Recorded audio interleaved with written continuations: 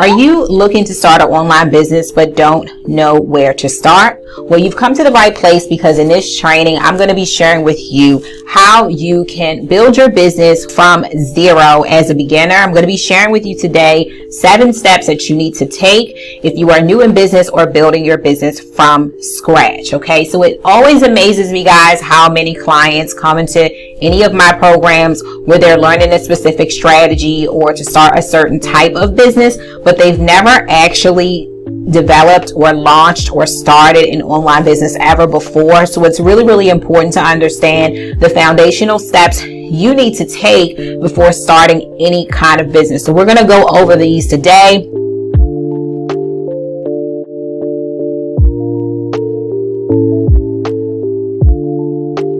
So guys, don't forget, if this training has helped you, be sure to comment and let me know and which part of the training helped you the most that you're definitely going to be implementing right away.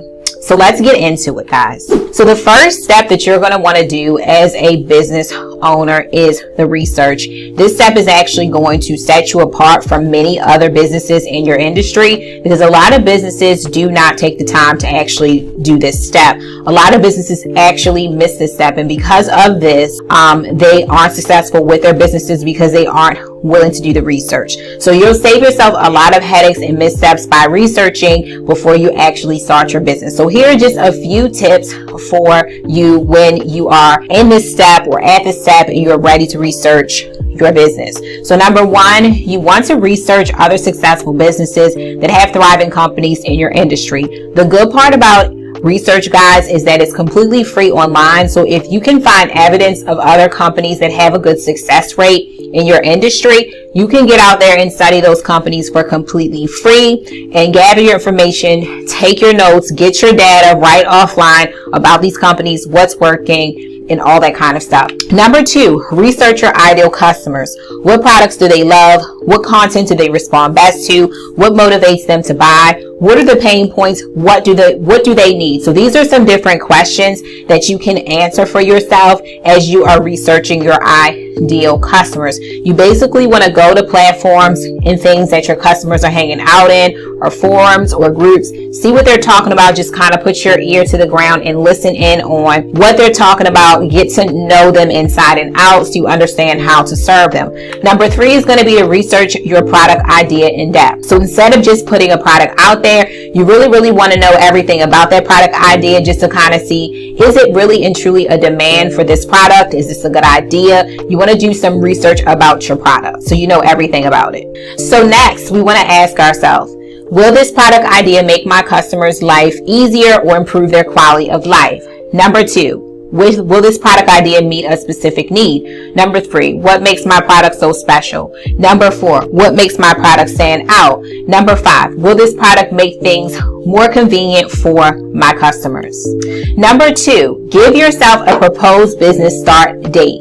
So a lot of people like to, gain or get a lot of information, but they never actually start. You don't want to let that be you. So you want to make sure that you don't get stuck in the research phases of your business and never get your business off the ground. Okay, you'll want to do your research and set a strong foundation for your business, but try not to overthink all of those things. You want to set a date and you want to commit to having the startup tax done by a certain date. Like for instance, when I started my subscription box business, I had procrastinated long enough and I knew that this was something that I needed to do. So I set a date, I put that date in stone, and I did what it took to make it happen by a certain date. So if some of you guys are dealing with procrastination, that's how you're going to get over that, is by setting a date in stone and actually doing what it takes, whatever activities you need to take to prepare for that start date. That's what you're going to do. Number 3, it's time to decide. There are going to be a lot of decisions that you're going to need to make around starting your business. Like for instance, you're going to need to select a name for your business. You're going to need to decide what your product includes. Where will you source your products? How much will supplies and products cost?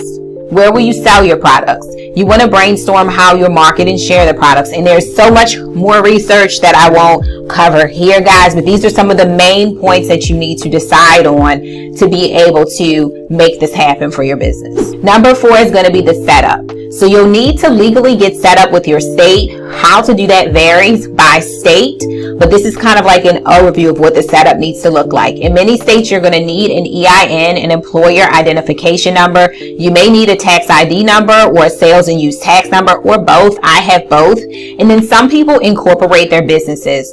All of my businesses are incorporated, but it's not always necessary right from the beginning, as this can be costly, and it can be done later once you get up and rolling with your business idea.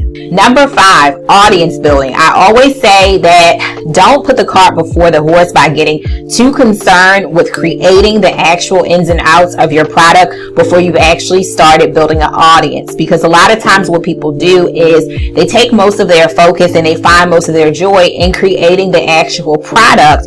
But when it comes down to marketing the product and actually selling it, they launch to crickets because they haven't spent time building their audience so that they have actual customers to launch to. So just to go over a few of the steps within this, while you're planning and setting up the foundation for your business, it's important to start attracting an audience. This way, when you sell, you have people to sell to. You want to come up with a content plan, and I have a Boss Your Content guide for help with this. You want to start actively posting. You want to follow people who have shown interest in other companies similar to yours. You want to set up an email list and invite people to sign up for updates or to get a freebie. And you want to set up a text messaging list, which is a newer marketing strategy, but very effective. And I would say it's optional because you definitely want to have an email list before you have a text list. Number 6, getting ready to sell. Okay, so you want to set up a website and payment processor.